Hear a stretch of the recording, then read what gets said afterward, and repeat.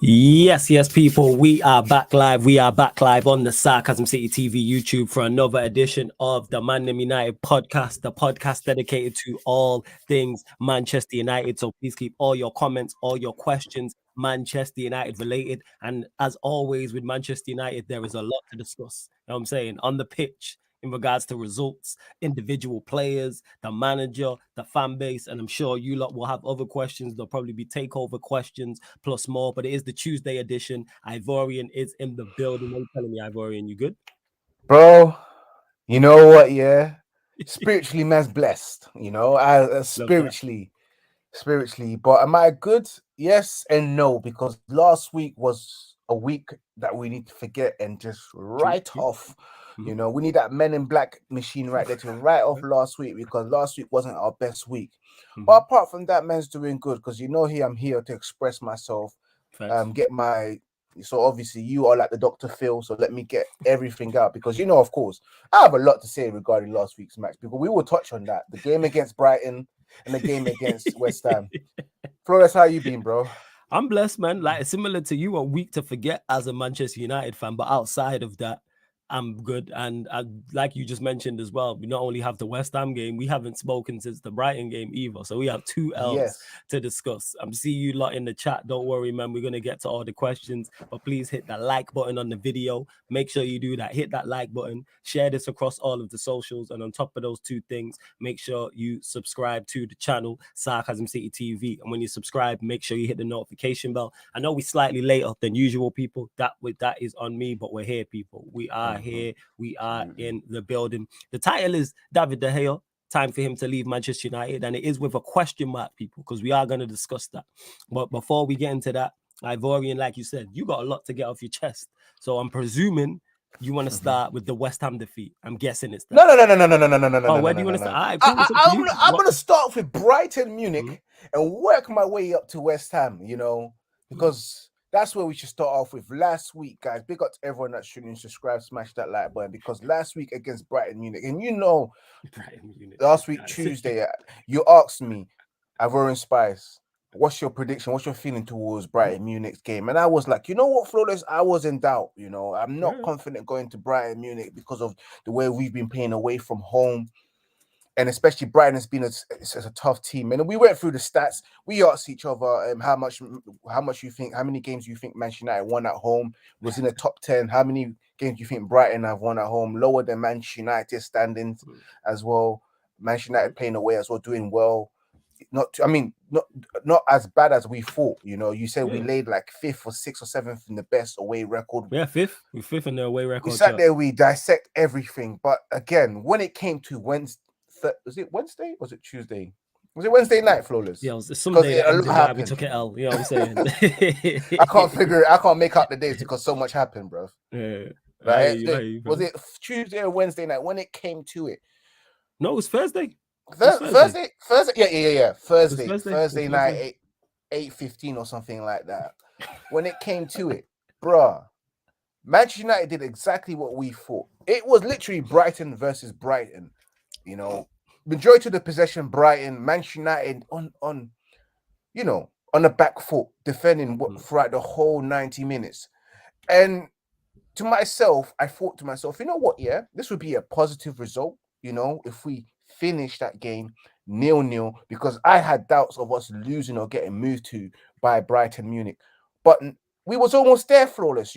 As much as I hated the second half where we had no chances Mm. creating, we didn't do anything. Our best players did not really turn up. Apart from the defense, did well. Apart from that error again, and last week it's been errors, that have been costing us. 2 weeks ago, it was errors and own goals that Mhm. cost us. And when will these boys learn? And it's not his fault. You can't control your hands when you jump in the air. You don't have that control, and Yeah, it but was his just arm shouldn't unfortunate. be that high, man. Why is your arm that high? Should not be I that know, high. High. I know. What are you doing? Ask Lou Shaw that, bro. You saw him in his interview. He knew he fucked up. Yeah, He yeah, knew yeah. it He was knew. He knew. on him. Like Mhm. that penalty, 95th minute, Yeah. 96th minute. When it was time for the referee to blow the whistle, beep, beep, blew the whistle for something else, and that VAR decision I just knew it. Mm. You knew that was going to be a goal. There Oh was yeah, yeah. no way. As soon as I seen the replay, I knew they'd give the penalty. I knew that 100%.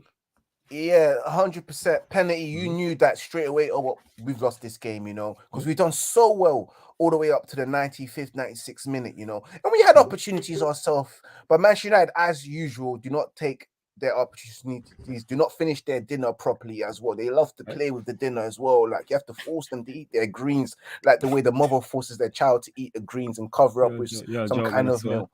No, it's true, man. It's true because we wasn't a joke thing last week, man. And then we lost that game. I said, you know what? I said, I took it on the chin. I was like, you know what? We'll bounce back because we've got West Ham. You know, we're gonna go there and burst their bubbles. But neither do we know that they were gonna blow those bubbles right in our face, and it's gonna throughout the whole 90 minutes, and it's gonna cause us problems and blindness. Because it did. It did. Those bubbles pissed us all off. It was just popping in our face. The goal that we conceded against West Ham. This is the reason why we need to talk about David De Gea, and this is why that's why I titled it. Yeah. God bless you for titling it, bro, because this guy, butters fingers David De Gea. A long shot. Do you know what? Yeah, I have to say, excuse my language, but that shot, yeah, from Banarama was a pussy boy shot. There was no venom. It wasn't hit with so much strength and hardness. Like David De Gea could have pushed it out, he could have saved it, but no, he fumbled it. And how many mistakes are we gonna see from David De Gea? Manchester United, even in the game, the first half, you know, the first 20 minutes, let's say it was 50-50. But the moment we conceded that goal, the player's head went down. Everything just went pear-shaped. The second half was just absolutely disgusting.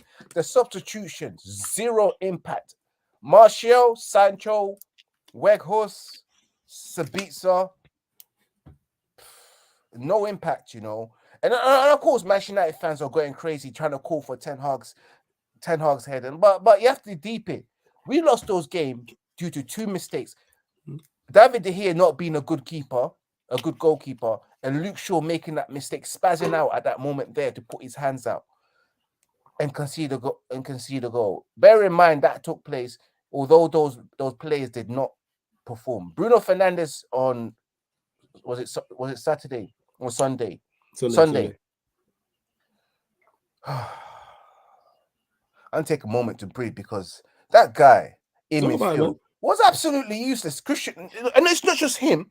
I'm not going to be like, it's easy to just say Bruno because it's easy to scapegoat him. Our best players didn't turn up in midfield. We lost the midfield battle. Casemiro and Christian Eriksen and Bruno Fernandes unable to do anything against West Ham. And it was West Ham. They're not the best. They are the poorest team in the Premier League, fighting relegation battle. Yes, and it's hard to play a team fighting relegation battles. Arsenal, they drew against Southampton. They had to come back. It's not easy.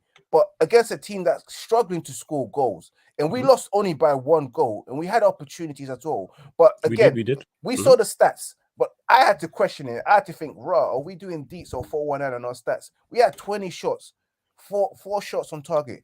I didn't see those shots. I don't remember during the whole 90 minutes of the match where I saw those shots take place. Because we were taking shots outside the box, but those 4 shots on target. There was nothing. We didn't create anything. The only clear-cut chances we had was the 2 Martial ones against West Ham. They were the 2. They were the only. They were the 2. Yes. We had 4. It's on record. We had 4 shots on target, apparently, something like that. I didn't see it. And big up Stephanie Griffin was with me like that day. You know, the second half was hard for me to commentate or do anything. It was me just literally screwing the screen and not saying anything because I had nothing to commentate on. I couldn't do punditry during that second half because it was hard.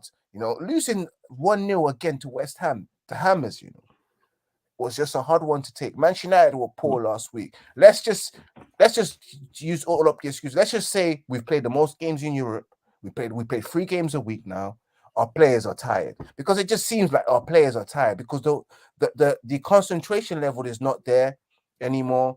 The bite is not there. The fight is no longer there anymore. The players are not scoring goals. Weghorst will never score a goal to save his life. You know, Martial, 9 Premier League goals in 3 years has 0 impact. And you can just tell that these players are just not worth it. And again, it brings me back because we saw it again. We saw Oli vibes. We saw Oli football on display against West Ham, you know. Mhm.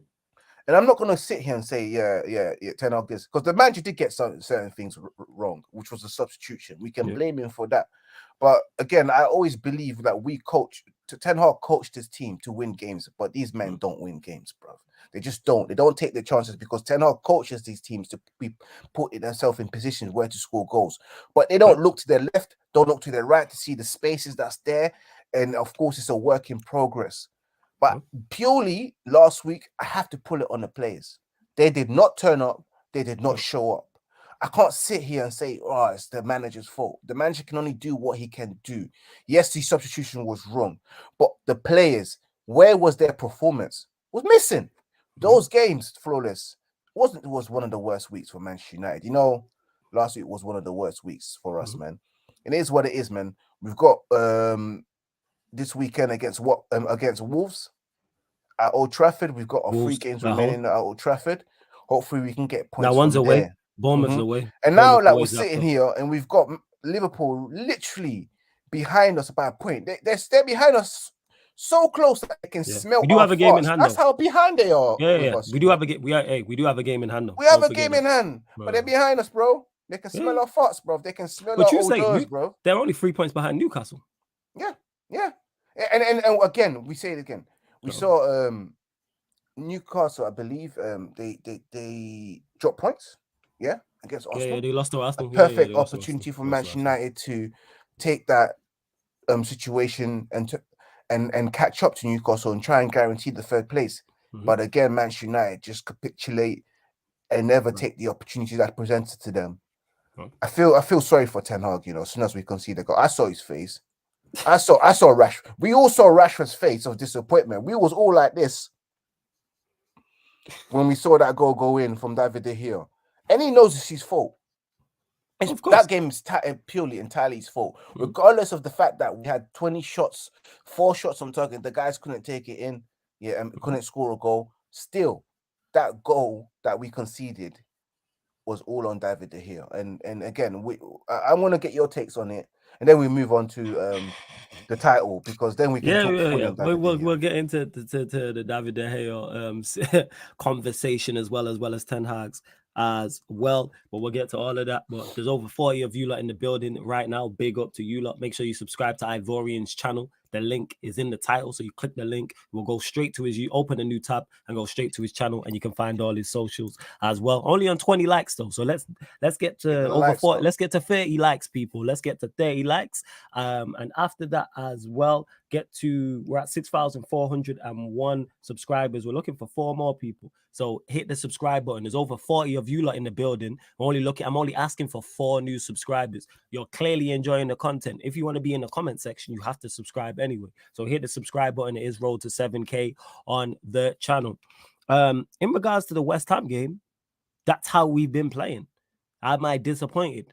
Absolutely, I'm disappointed, because that's a game we can win. Even though we played poorly, it's not like West Ham created a lot of clear-cut chances. And when I say clear-cut, people, like, let's not change the way some people have tried to change the definition about overachieving or underachieving and expectations.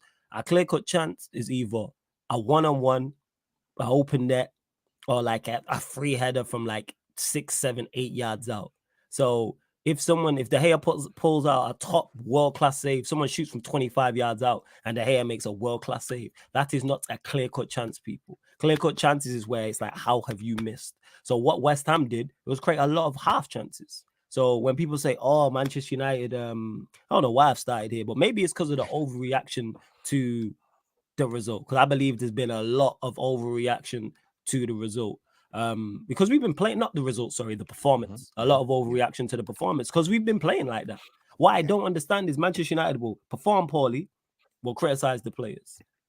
And then the next game, Manchester United will perform poorly, might get a win or draw, the players don't get criticized. And then people will criticize me or criticize you, Ivorian, and say, why are you getting onto the players? We've just won. Why are you getting onto the players? We've just drew. Why are you getting onto the players? We're 3rd. Why are you getting onto the players? We're in a title charge. Why are you getting onto the players? We're X amount of points away from City, X amount of points from Arsenal. This has obviously happened this season. But as soon as we lose, sell all the players. The attackers are crap, too selfish. The midfield's not good, can't control the football. Defensively, we're not solid, need a new goalkeeper. We've been saying all this.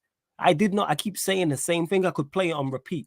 I've learned nothing. I learned nothing new from that West Ham defeat. I learned nothing new from the Brighton defeat. Absolutely nothing new whatsoever. Was I disappointed? Yes, but we know these players are not good enough. You know what I'm saying? In that we know these players are not good enough. And see, this is what I'm talking about when I say overreaction. Nathan said Eriksen has also been just a traffic cone in midfield. Need him gone. United already got a pension and just collecting money in the team, i.e. Phil Jones. This is the type of overreaction I'm talking about. Like, has Eriksen been performing poorly? Yes. Does he deserve criticism? Yes. Should he be sold? No. Eriksen should not be sold. Is Eriksen the only reason our midfield's been getting bypassed? No. So why are we pinpointing Eriksen because of age? Because if Eriksen was 24, what's the difference? Why are we pinpointing him? And that's why I'm pulling out this card. I just seen this comment as I'm talking. This is a prime example of overreaction. The players are performing to a level where we can criticize them fairly. We don't need to go over the top. Eriksen is still a good player. I've said verbatim, I want an upgrade on Eriksen. But is Eriksen good enough to be a squad player? Yes. Because overall this season, he's been good. For the most part, he's been good. Has there been times he's performed poorly? Yes. But there's also been times when Casemiro's performed poorly. There's also been a few occasions where Martinez has performed poorly, where Varane's performed poorly. Should we sell them all? No, that made no type of sense. You know what I'm saying? Like, Eriksen should be a squad player. And again, I always criticize our better players. Casemiro has performed poorly. This is why we're now putting in these performances. Eriksen is performing poorly. Rashford. And then our two best centre-backs are missing. And it shows. Because where we've been so defensively solid, even though I don't think defensively we've been that bad, you see the difference. You see the difference. Like with Martinez and his forward passing, Varane's composure and calmness. But this team is short. Like, we all know this team is short as Manchester United fans. Like, that's why I don't even really get onto the players. Like, I really don't get onto the players like that. Yeah, Star-Lord, I agree. Like, Eriksen is top, but with Casemiro, there isn't much mobility. I hear that. But when these men were performing well, people weren't talking about these issues. No, this wasn't a problem. When we were performing well, people weren't talking about these issues and results. That's always been there.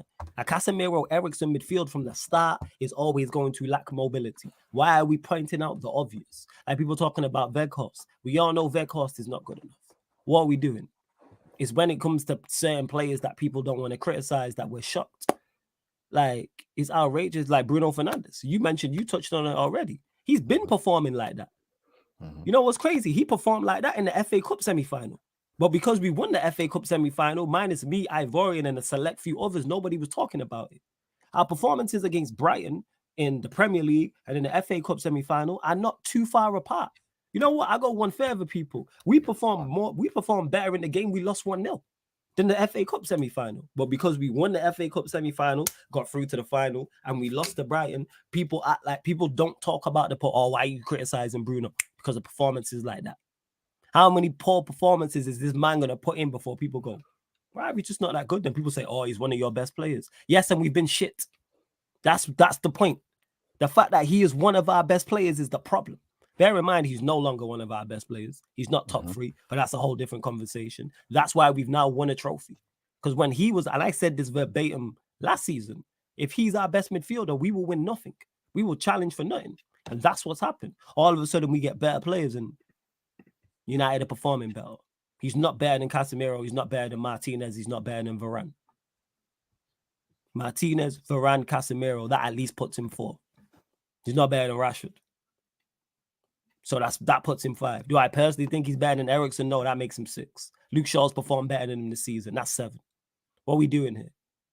And I want to upgrade on all of those players I just mentioned, minus the first 3. But I don't get the overreaction to it.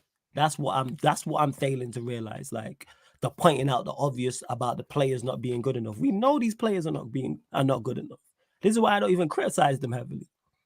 Because I know their levels. Defensively against West Ham, we actually did okay. Like I don't have too many complaints with Malacia, Shaw, Lindelof, or Wan-Bissaka. The issues was in front of them. Casemiro was awful. Eriksen was awful. Bruno was awful. Anthony was bright in particular in the first half and faded in the second half. Rashford was awful. Weghorst was awful.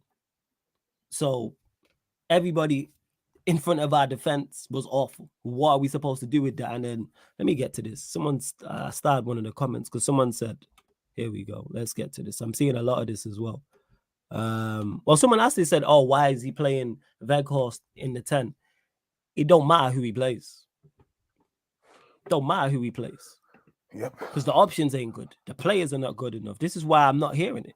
I'm really, really, really, really not hearing it whatsoever. These players are just not that good. Like, I'm. What more do you want me to say? I've been saying the same thing over and over. And now when performances like this, everybody quiet. So when I stick, and Bruno's case example, he's the biggest example of what I'm talking about. People celebrating mediocrity, people celebrating inconsistency. When someone said to me in the chat, "Oh, outside of him being inconsistent, what's your biggest issue?" The fact that he's inconsistent. That's a big issue. Show me a club that consistently challenges and wins top honors, that their better players and starting 11 is inconsistent. Show me the inconsistent players at Manchester City. Show me the inconsistent players at Real Madrid. When Manchester United was successful in the past, show me the inconsistent players. When Chelsea was successful in the past, show me the inconsistent players. For those that are old enough, when Arsenal were challenging and winning top honors, show me their inconsistent players in their first 11. Liverpool, when they've had recent success, show me the inconsistent players. Where are they?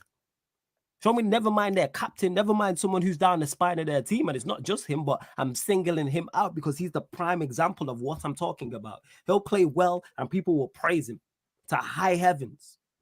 People jump in streams we are on to say, "Why have you not even spoken about Bruno yet?" And I'm like, we've just started. I'm going to get to it. And then there's been a whole debate sparked about it. But when he performs poorly, people silent.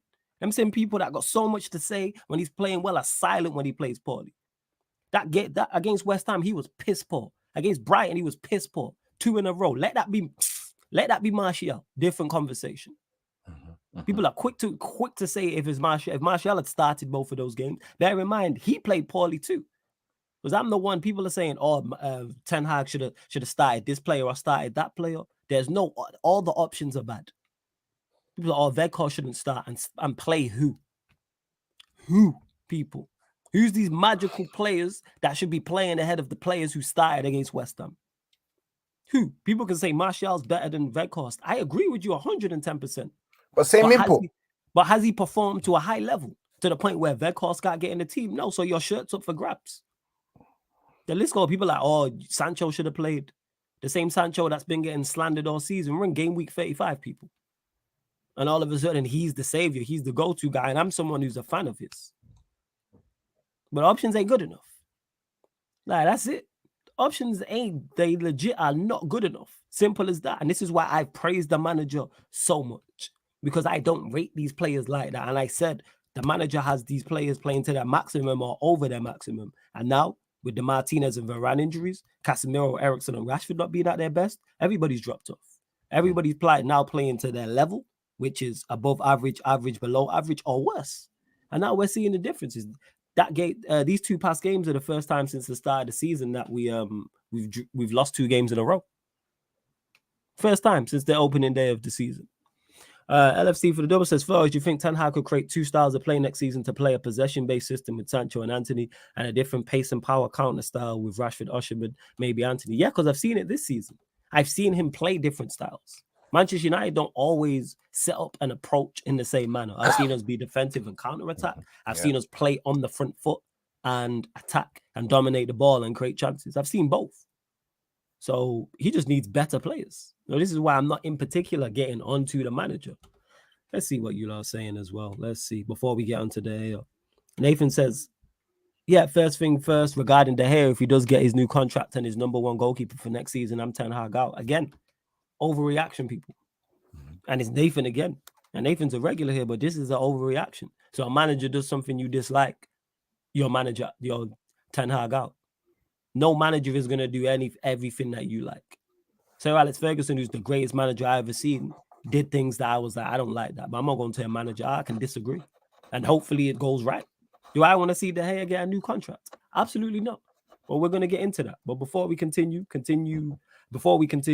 you lot, please continue to bump up the likes as well. We're at 30 likes, get us up to 40 likes, people. Share this across all the socials as well. And we're looking for 2 more subscribers. Get us to 6,405, please. By Ivorian, we'll go there.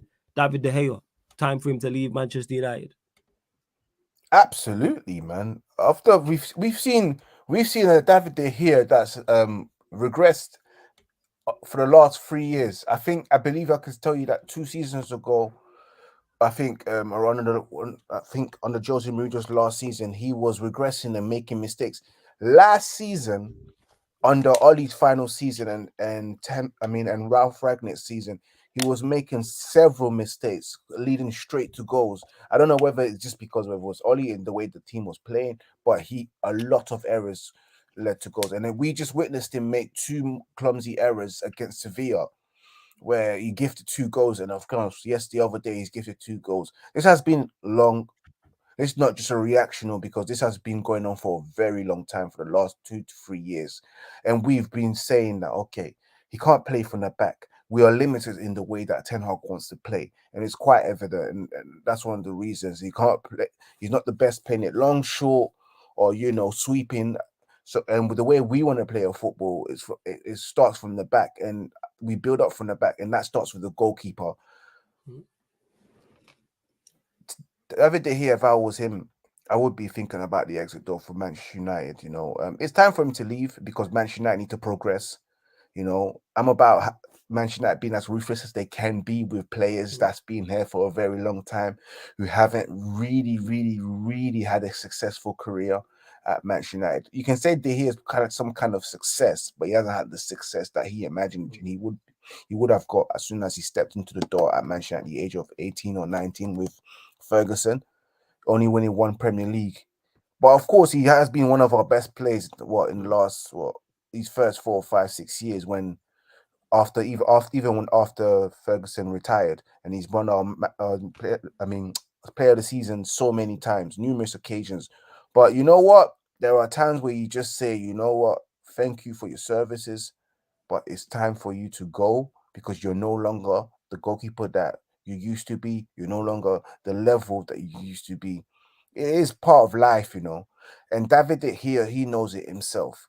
Manchester United need to progress. And in order for Manchester United to progress in the way they want to play their football, they have to get a ball playing goalkeeper that can distribute from the back, and doesn't have a problem sweeping up and coming out from his box. And on top of that, dominating his penalty box, especially when it comes to set pieces and corners.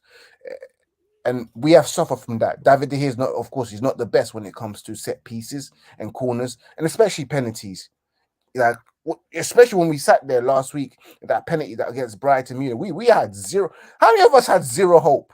Like, we had zero hope. It was like, yeah, this is definitely going in, because David De Gea ain't saving this. Do you get me? He ain't saving this. No, he ain't saving it. But it's his time to go. Like, we spoke about it last week when we heard about the rumors of a new contract. I said, okay, he gets a new contract. Yeah, he's going to take a pay cut. Doesn't mean it's right. He doesn't really deserve a new contract. In fact, nobody at Manchester United, apart from maybe Marcus Rashford and probably Alejandro Garnacho, deserves a renewal of their contract, because they've all performed badly. Even if you also tell me that Bruno's up for a contract renewal, I will be angry, because they haven't achieved it. They haven't got to where they need to get a new contract. Even Dalot, if his situation is in terms of his contract is up for grabs, you need to put that on hold. But David De Gea's contract right now, as we speak, needs to be put on hold, because you can't just go on and reward someone just because you want to retain their services and make sure that they're valued assets for resale. Bund all of that, man. If you really, really want to progress at your football club and take it to the next level, and then show an example to every player that anyone can get it, your place is not secure. You could be next week. You start off with David De Gea. You start off with your highest paid player and one of your best players in the squad. Start off there. David De Gea, man. It's time for him to go, man. Like, it really is, man. I think Sunday was like the final straw for me, because I've told you before. I've heard other people say that as well. Yeah, what was it about What was it about that game that is the final straw for you? What was it? It's the Butterfingers, bro. That's another mistake, because 2 weeks ago you cost us a game against Sevilla. Yeah, you cost us 2 goals, and a week before that, even the own goals as well. David Gea was out as well. He was out for at some of them as well. And of course, playing out from the back, you saw 2 weeks ago, we was limited in the way we had to play. We had to play long with David De Gea. And at times, we want to enjoy our football. We want to enjoy our football. We want to see our team build from the back and be like, yes, that's my team, So Sunday was just the final straw. It was just me thinking, nah, bun this, man. This guy's cost us. You know the way Maguire scored those own goals, and I said, you know what, I've had enough of this nonsense. It's the same situation with David here. Final straw. It's time for you to move on. You're not as good as you used to be, and Manchester United need to just consider your future. And even if it means, okay, cool, sign a new contract, take a redundancy pay. But again, having two goalkeepers who are fighting for another one position over 100 grand is just not healthy for Manchester United in terms of their pockets. It's not my money, but I wouldn't like that. The fact that I didn't even like the fact that Manchester United renewed Dean Henderson's contract and gave him over 120 grand, and you have a goalkeeper on 350k, bro, what are you doing? That's stupid, pure stupidity.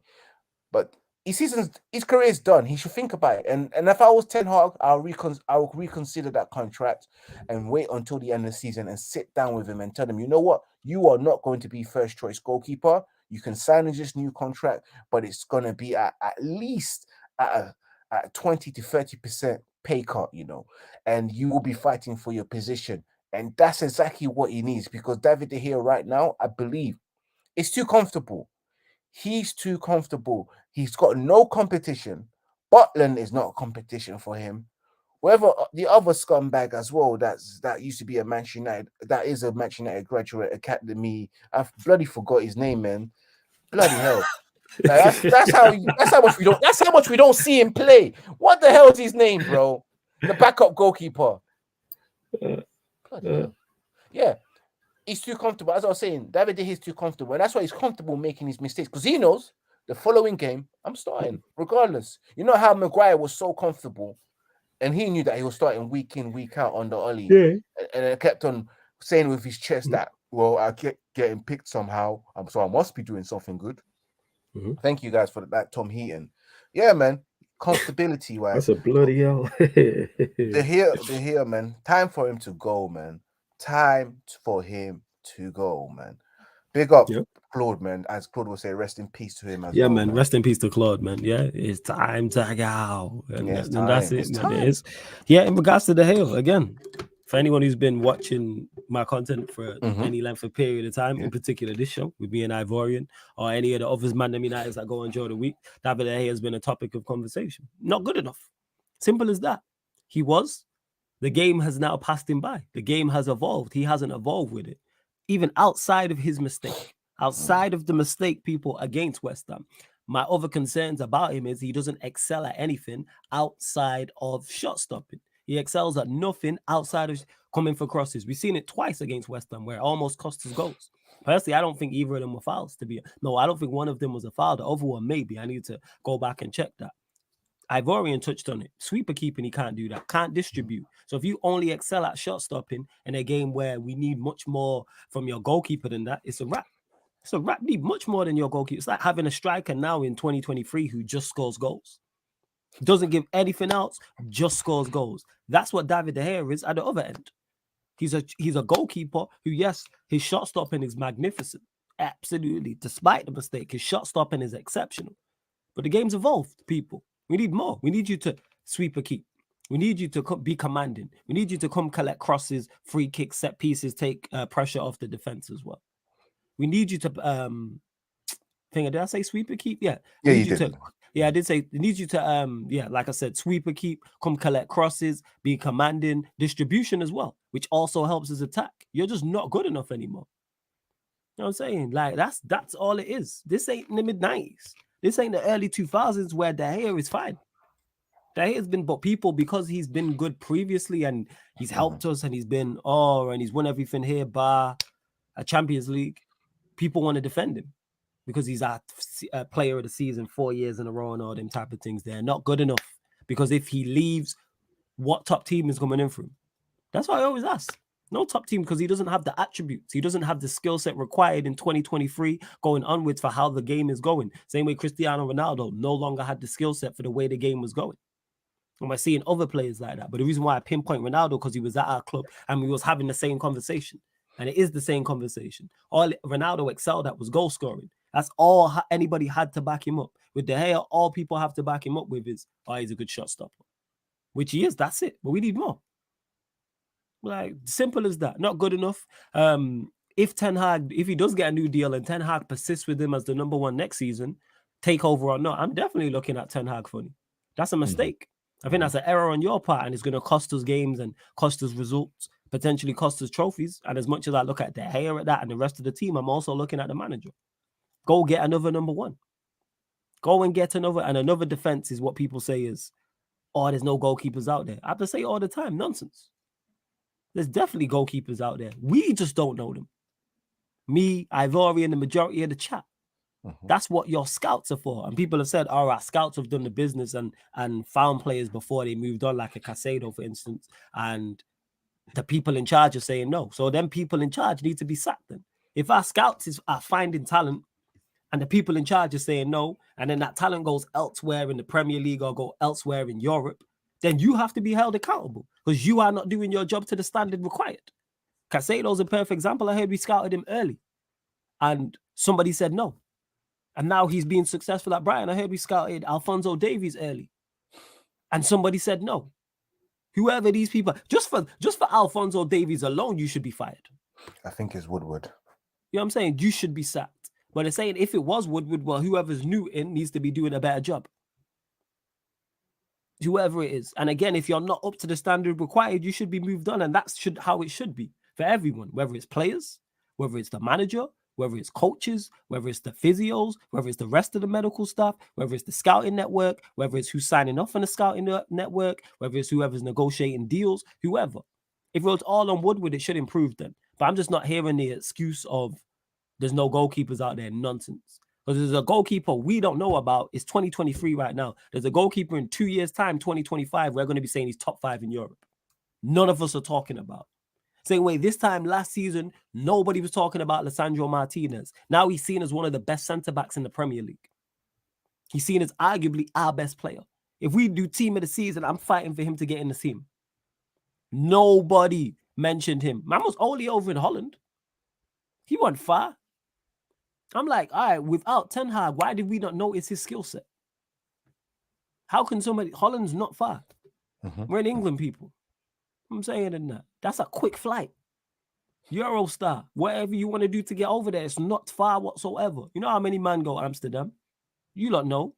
It's like, go locate. That's Holland. So you're telling me in England, you have Scotland, you have Ireland, you have Wales, you know what I'm saying? Northern Ireland, Republic of Ireland, you have all of Europe, whether it's Southern Europe, Eastern Europe.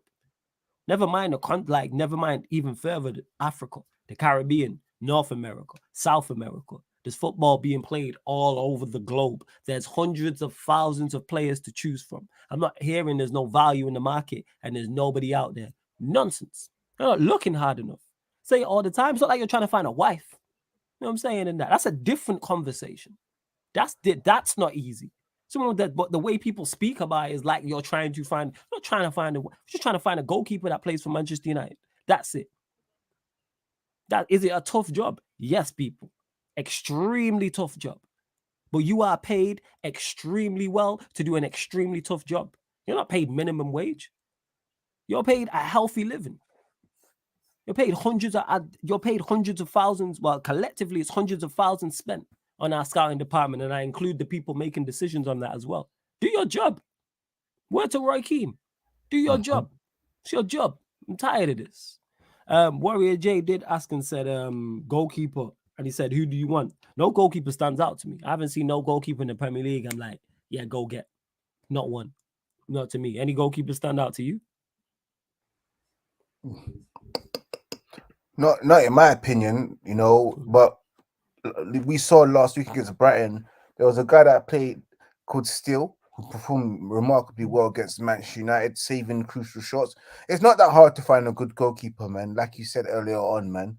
Definitely not that hard as long as you have the right. You know, look at Magic Mike as well at AC Milan, who's is a great shot stopper as well. Good, very good with penalties as well, man. But I have to say that definitely I feel like what you said earlier on, we was quoted these players like Caicedo, Alvarez, Alphonso Davies. To me, it just sounds like Ed Woodward to me, because Ed Woodward, his questions are not footballing questions. They're more the economic questions or the finance questions of how many followers does he have?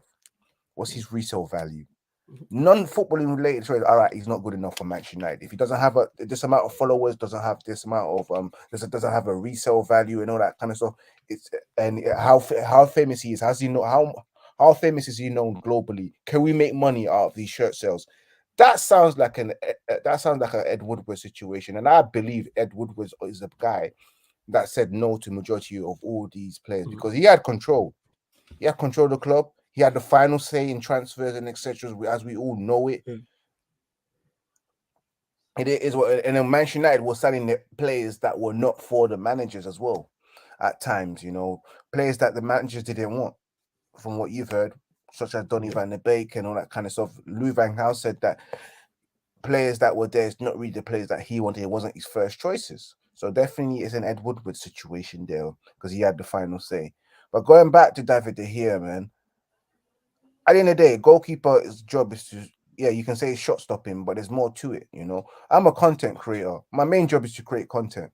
But the rest of it is like, is his content good? Does he does he 100%. does he produce videos every day? Is it funny? Is it interesting? That kind of stuff. My main job is to create content. That's the number one priority.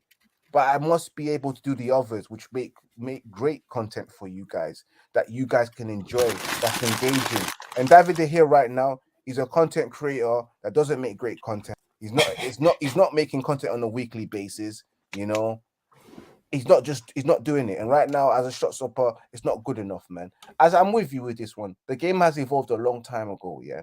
And David De Gea has not evolved. Whether the question is maybe the coaches that we've had never really developed his game, you can ask that question, which is quite true, under Jose Mourinho and Oli, you are not getting coached. You're not going to be developing at all in terms of your own game. You'll only develop what's the word? Evolution. You just evolve because you're practicing every day.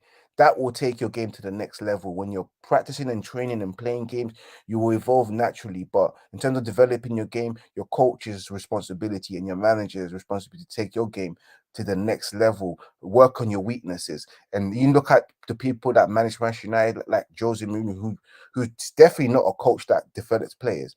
Ole Gunnar Solskjaer just tells you stories about how he scored a goal in 1999 and sits you around the fire camp and makes you feel nice, cozily, and homely. Because that guy didn't coach nobody.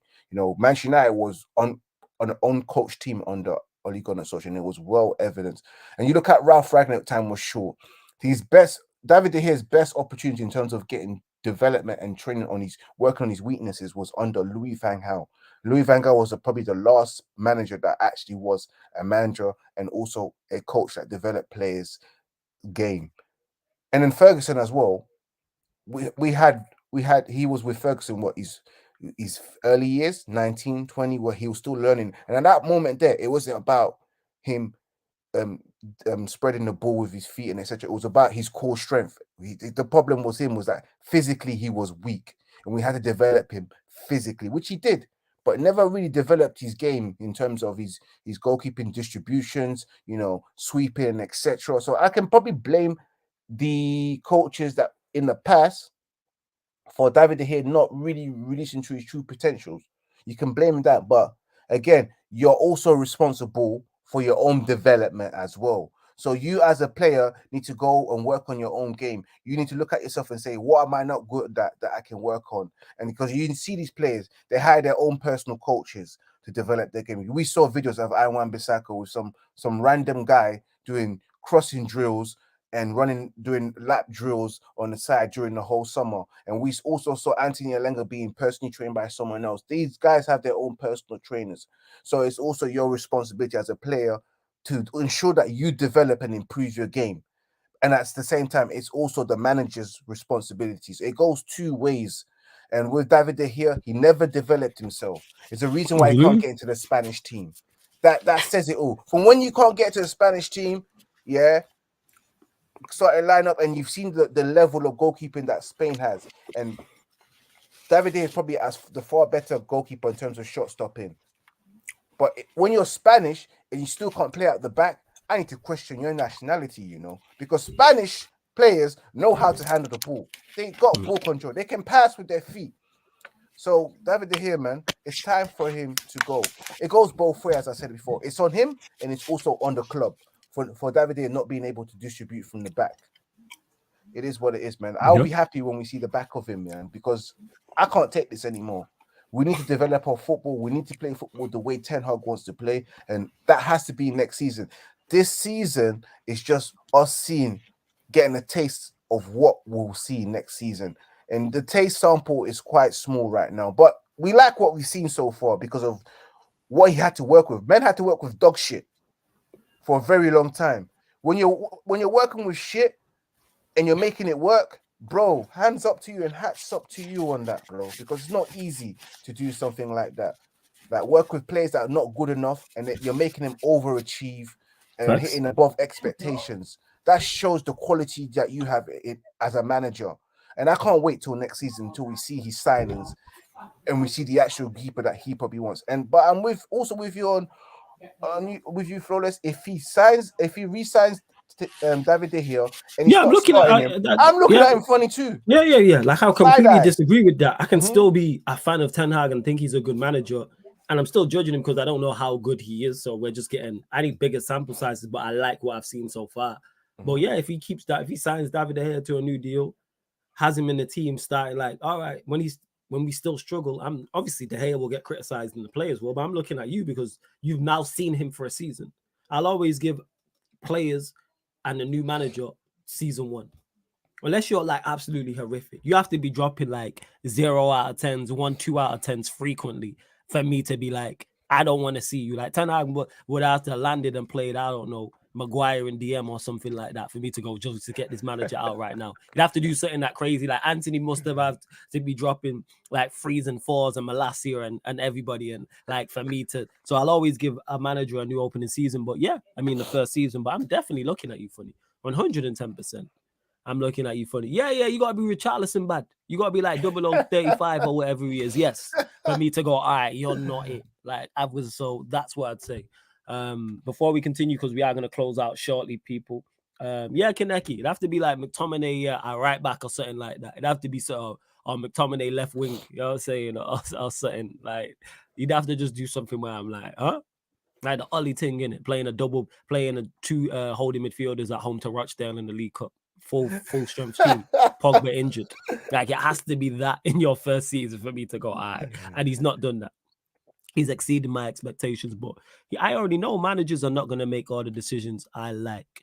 I know you lot have said a lot. Oh yeah, Kaneki, you mentioned fan calling shows as well. I'm planning something big with the fan calling shows, so just keep an eye out. I'm trying to put something together for you lot that you lot will like, because I know you asked for more, so I'm trying to schedule it in on a more regular basis. But Kim Min-jae, I don't know where these reports have come from, because RJ mentioned it here. So Manchester United are ready to bring Napoli centre back Kim Min-jae to the club immediately by paying his release clause. That's from is our Core Sportivo at Sport Witness. How reliable that is, I don't know, people. No disrespect to that brand. And also as well, somebody else said it. Yeah, Matthew said the same thing. Big up to both of you. Are you happy with the reports that United are prepared to pay 30 million more than the release clause to get Kim Min-jae? Or do you think we shouldn't be paying over his release clause? Matthew, you'll have to explain to me, if you do know, why we're paying more than his release clause. Say his release clause is 40 million. Why are we paying more than 40 million? What is the reason behind that? However, with Kim Min-jae, yes, I'm happy about it. Profile. You lot have heard me mention this all the time. When it comes to new players, if they're not playing in the Premier League, I probably not watched them enough to give a fair assessment. So then I look, what's your profile? I've seen Kim Min-jae play enough, and Jez has mentioned him, Taz has mentioned him, where I'm like, I like your profile, get him to my football club, and it's a good price. He's played, they've won Serie A, he's been in the Champions League, so he's had experience at the top level. He played in the World Cup. So yeah, bring him in. I'm all for Kim Min-jae. How reliable this is, though, I don't know, because I really don't know. Has he got the PMP though? Because yeah, the PMP is important for me. Yes, you're talking to me. Of course, he's pacing power. You know me, Definitely. man. You know what I'm Definitely. saying? We Like, need if unless you're playing as a 6, you gotta be pacing power. I'll allow the midfielders, so I allow a 6, I allow a 10. That's not like essential. But if you're playing centre back, full back, winger, striker, pace and power is needed.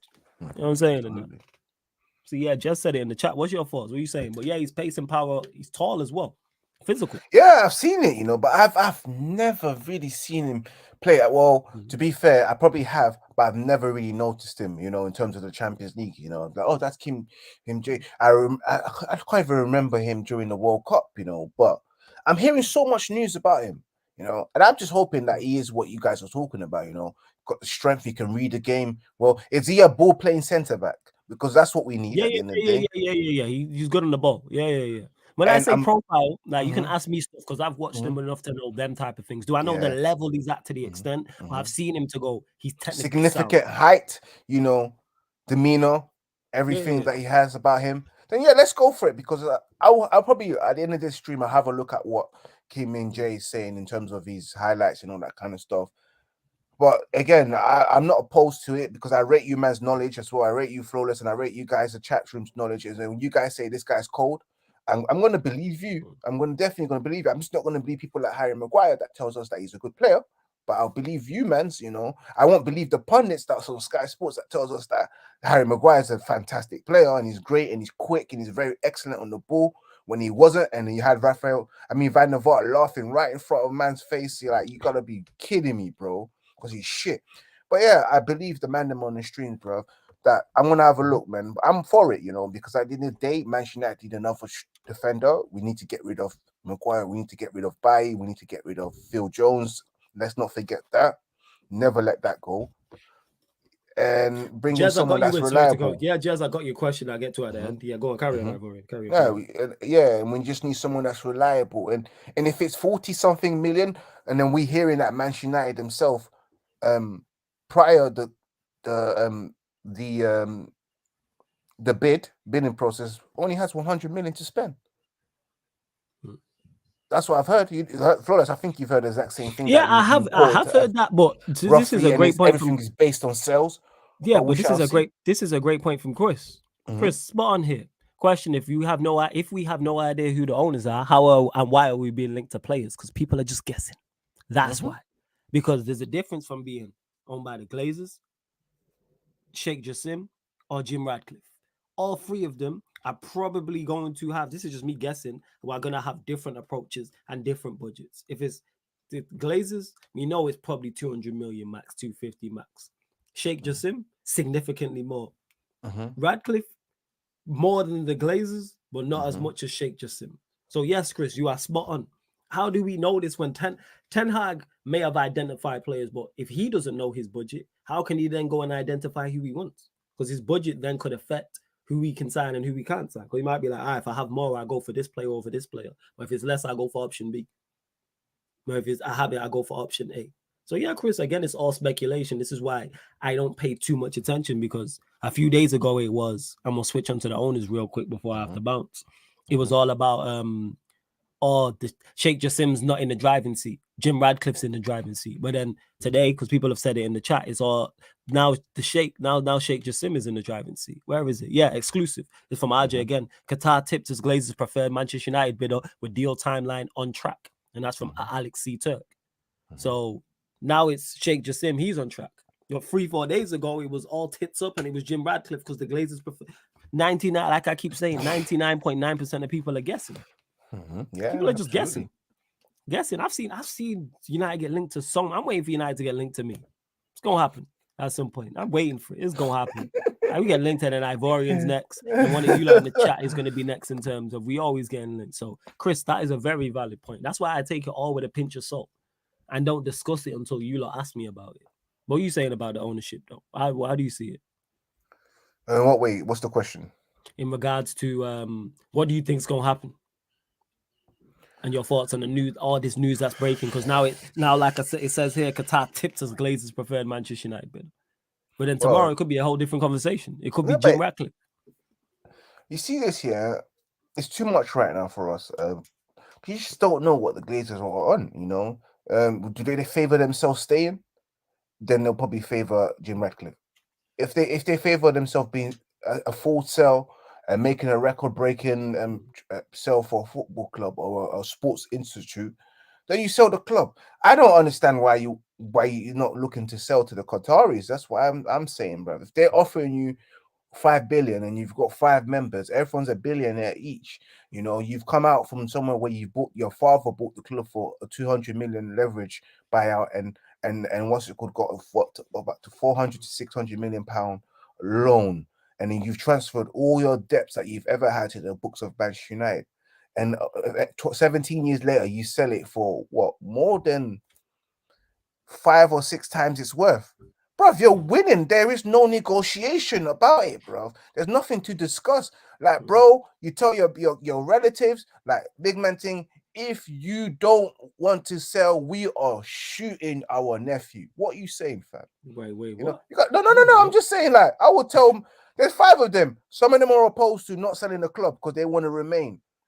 It gets to the point where we hear 5 billion. If you hear £5 billion, you are threatening a family member. You're saying, listen, I know you don't want this, but bro, I never you thought got I'd your have to kids use it alive. for this show. Let me I'm find it. telling you, Wait. I'm Now I need telling to you. just find this before you continue that. Here it is, people. Just want to put all the views expressed by panelists on Sarcasm City TV are not always the views of Flawless or Sarcasm City TV. We do not condone violence against family members. But carry on. Now I'll leave that on the screen. But you do know that, guys. I am busting jokes, yeah. But yes. Let's put a closure on it. You know, you get me, like whatever you want to, a disclaimer. I'm just saying it. You know, disclaimer. You know, when you're being offered £5 billion, yeah, for a business you only put £200 million on, and you've got a family member that's telling you, no, I don't want to sell, yeah. 5 billion will make you look at your family member and say, I will slap you in the face if you don't accept this bid. Otherwise, there'll be some bad things that will happen to you. It gets to the point where family members get threatened. I'm telling you that right now, bro, because it's a lot of money. There is no questions asked about this. Sell to the Qatari, which was best for you. Like, you have been hated by your fans for 17 years where you work. For 17 years. Nobody likes you here, bro. No one likes you in this country. It's time for you to just pack your stuff and move on. The easy solution is just sell. Sell for a record sale and move on, man. You're going to be sipping your yachts, chilling with your pretty young things for the rest of your life, man. You're a billionaire. Like, you don't need to do anything else anymore. Like, what's there not to understand? Which I don't understand with the Glazers. Why are you negotiating? Like, it's gone to the part where you don't need a third bid. The second bid was enough. I always say the second bid was enough. You don't need a third bid. You're just going greedy right now, Really are, man. But the way I see how the bid is going to go is definitely going to be Qatari. I don't care how much the English media want to paint it as the Manchester United fans want Sir Jimmy Ratcliffe. It's not true. We don't want Jimmy Ratcliffe. What we want is the Glazers to be gone. And if Jimmy Ratcliffe is favouring the fact that you have got a 3-year plan of phasing the Glazers out, yeah, most fans don't want to hear it, bro. So that's the moment we hear that we got a 3-year plan to phase them out. You've already made us uninterested. Like, we're not with you anymore. We're looking at you sideways from that moment there. I see it as the Qatari winning this bid, man. There is no other winner, no other rightful owner but the Qatari, because they've got everything that we want. We want the depths to be gone. We want the Old Trafford to stop leaking. We want a new training facilities. We want the women's team to be heavily invested in, the youth team to be heavily invested in, and of course the infrastructure around the club to be invested in. We want to be back to where we want to be, successful, making Manchester United great again. And the Qataris have the answers. They want to make Manchester United great again. I the only thing you can say to me that you probably think of, hold on a minute, the PSG project didn't go the way it was meant to be. That's because PSG don't have proper owners. PSG are not Manchester United. PSG are in League 1. It's not competitive enough, So there's a difference, There is a difference. At Manchester United, you don't need to buy the best players to win the Champions League, You can, and it's the truth, because the league is competitive enough to find the players who will become one of the best players. And because of the competition in the league, they're playing at the highest level week in, week out, up and down, up and down. Not like League 1, League 1, where you can be at your 60th, 70% at best and win the game. In the Premier League, you need to be at 100% at your best, or 99% at your best. Otherwise, you're losing the game, because the pace of the Premier League is up and down, up and down, up and down, intensive as hell, and of course, physically strong. So you're at your best every single game. And to win the league, you have to be at your best every single game. With Liga, you can be at 70% at your best of your game and win the league. And then when you tune in and you see PSG and they go into the Champions League, it's because they've been playing scrubs week in, week out. So when it's time to play the real boys, the big boys, they just don't turn up and they never win. And that's the reason why. And that's the reason why, guys. But that's the only thing I can say. Maybe the PSG project is the only reason why fans can say, you know what, I'm not too sure. They might just mess things up, you know. They might just want a galactical team and just mess everything up. It's a different, man. Manchester United is different. The Premier League is different. The way Manchester United is structured is different as well. So yeah, man. Big up to everyone anyway. That was nice. But I don't know why you have to put that disclaimer on, but I understand, man. You gotta protect the brand. By the way, whatever I said, guys, as a disclaimer, I do not mean anything that I say is only for joke, promotional, and purpose only. You know, it's to make the viewers laugh. I don't mean anything that I say. Thank you, Flawless. The floor is yours. Yeah, man. That's Ivorian giving his take on the United ownership, people. But I'm just again waiting to see what happens. I'll be over the moon if it does happen, of course. But if it doesn't happen, this is us, people. If it doesn't happen and it's not Sheikh Jassim, this is our ceiling. We are now a second tier team who can go and win FA Cups, League Cups, Europa Leagues. That's it. Premier Leagues, Champions Leagues, forget about, people. With how other teams are operating, we need to be at our very best to just go and compete. Never mind win. You got Manchester City who are doing what they're doing. Arsenal, we've seen what they've overachieved this season and they could invest heavily. You've got Liverpool who could also invest heavily. You've got Chelsea who are definitely going to invest heavily. Then on top of that, you've got Newcastle. So that's 5. And then every season, there's always a surprise. There's always at least, that's bare minimum. There's always at least one surprise. Who would have thought at the start of the season that Brighton and Newcastle and Brentford and Villa would be as high as they are in the table? So it's going to be even tougher to compete. So we need to be we need to be investing in the team and in the squad as much as possible. And when I say that, it's not just spending money, it's about how you spend the money and investing in the right areas and having the best people in class to get the most out of everybody involved. That's how I'm looking at it. I'm not saying that even if we were to get taken over by Sheikh Jassim, I don't want us to do with Chelsea. Don't go spend 600 million just because you got money. Don't mean you go spend it and be stupid. You know what I'm saying? And that don't be stupid with it. Absolutely not. Like, go and be smart. We see what Newcastle have done this season. Very clever with that, with what they've done. So we don't have to go and all right, let's just go sign Neymar for 150 M's. No. All right, that's not sensible. Go and be sensible with who you buy. Whether it's an Ivan Toney, whether it's a James Maddison, Kim Min-jae, for instance. They're just players off the top of my head on. And a midfielder we don't know about, a goalkeeper, just to improve the spine. Yeah, be smart. Yeah. That's what it is. Legit, just be smart. But it's so important we get to, even if it's late, I'll take us getting taken over late and having a late start in the summer window rather than get taken over by somebody early or start spending money and the manager doesn't, then that messes up the manager. It's like, oh, you had this budget, so you went for these players, and now the Qataris took over. Oh, we have a bigger budget, but now there's players in their place. That's messed up his plans. Yeah, unless it's Mbappe, do whatever needs to be. Yeah, 100%. He's at that age, 100%. Yes. But let's see. I think that's pretty much everything. I will be live on Shameless, people. I think Lewis has started Shameless. If not, but we're gonna raid anyway, people. And I will be over there. Make sure you subscribe to Ivorian's channel. Link is in the title as well. Kaneki, I seen you, man. We spoke on the hair as well. Oh yeah, and last question as well from Jez, who says, who do you guys think win today, Madrid or City? I got Real Madrid. What are you saying? Bro, you know the footballing gods always tell you Hala Madrid, bro. Hala Madrid to knock them out.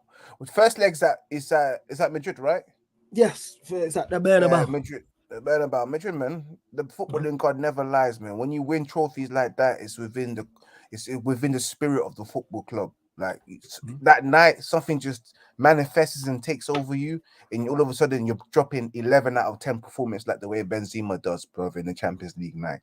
Yeah, I don't want to see City win a treble. To be fair, I'm just Max. Is there bias in it? Of course, there's bias in it. But I trust Benzema. I trust Modric. I trust Don Carlo. They're three Yeah, of the greats absolutely. of all, like three of the greatest in their positions of all time. So I'm gonna go with them. Plus it's City, so fuck them. You know what I'm saying? Disrespectfully, you know, like that's what it is. I need them out. I need a City 3-0 loss tonight. That's what I need. And somebody else said this as well. I swear to end. We'll end on a United note as well. Chris says, where was it? No, it wasn't Chris. It was Matthew said, I'm annoyed. Players have been given 2 days off. They should have been having 2 days of non-stop shooting. The way these guys can't finish anything at the moment. What I say to this is, Matthew, I understand your frustration at our offensive players not being good. But 2 days of training ain't gonna change that. A player's just not good enough. But I understand your overall point and the frustration with these players. But it's not a These training players thing, need the man. rest, in my It's opinion. not a These players need training. the rest. It's not 2 days off, 2 days on, unless they're going to the hyperbolic time chamber. These players are not going to improve. And to my knowledge, they don't know where it is. I think Boo. Yeah, wait. Boo blew it up in the Boo saga anyway. So I don't even think it exists no more. He I swear did, he did. He blew it up. He blew. Wait. Yeah, because Piccolo, he blew it yeah, up. Piccolo blew up the entrance, and then they managed to get out. Them gold 10 trunks and managed to get out through the portal. That's what it was. All right, Fez. You know what I'm saying? So yeah, man, that's everything. Ivorian, anything you want to add before we close out? No, I told man, make sure you guys check out yesterday's podcast as well. That was just released. We had Stephanie Griffey as well on it as well, like showing some love, and a couple of people from you guys as well showing some love on yesterday's podcast. So make sure you check that out. Back again for the watch along on Saturday. And of course, hopefully some Manchester United news. Do you remember to subscribe to Red United TVs? We're trying to get to 3K subscribers. We're about 120 away. So make sure you subscribe as well. Wait, how many away did you say? 120 to. Hey, you lot, go subscribe to the channel, man. You have to, man. Subscribe to Red United. Show some love as well. Yeah, man. Ivorian, always blessed talking to you. Obviously, shorter show than usual. But yes, I know. I meet people. But we gonna get to it. Might even if you're about get you back on this week. I'm sure there'll be more to discuss with Manchester United. But love to everyone that's locked in. When we end, Lewis has already gone live, so we're over there for Shameless FC. So make sure you send them Sarcasm City TV. Sent you. You don't have to click anything, people. As soon as this ends, it will automatically redirect you to Carefree Lewis's stream. So love to everyone that's locked in. See you lot on Shameless in literally a minute. Well, this has been the ManDem United podcast live on the Sarcasm City TV YouTube. Big up for tuning in. And on top of that, before I go, we'll be live on the Twitch, people, for the Real Madrid Manchester City watch along. So like 7:45 p.m., 15 minutes before kickoff, we'll start that stream. That's on the Sarcasm City TV Twitch. Then we're back here on the YouTube at midnight, the Manchester United and Liverpool show. My Saint can't make it, so myself and Rams talking all things United, all things Liverpool. Then we're back on the Twitch, 3 a.m. for Denver Nuggets, Phoenix Suns, Game 5, watch along. NBA playoffs, that series tied at 2 apiece. But yes, people, this has been the ManDem United podcast live on the Sarcasm City TV YouTube. Thank you very much for tuning in.